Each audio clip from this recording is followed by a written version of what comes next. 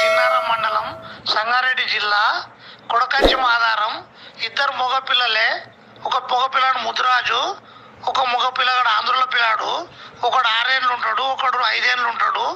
Red హ్యాండ్గా ఇప్పుడు 6 గంటలకు ఆ అమ్మాయి చూసినావు కదా ఆ ఫోటోలా, దాన్ని పట్టుకున్నారు, చితకపాడిరు. అది చాలా వాళ్ళ గ్యాంగ్ చాలా పెద్దగా ఉందంటన్నా. మన తెలంగాణలో అందరికీ వాట్సాప్లు చేయండి, ఒకరికొకరు షేర్ చేసుకోండి అన్న.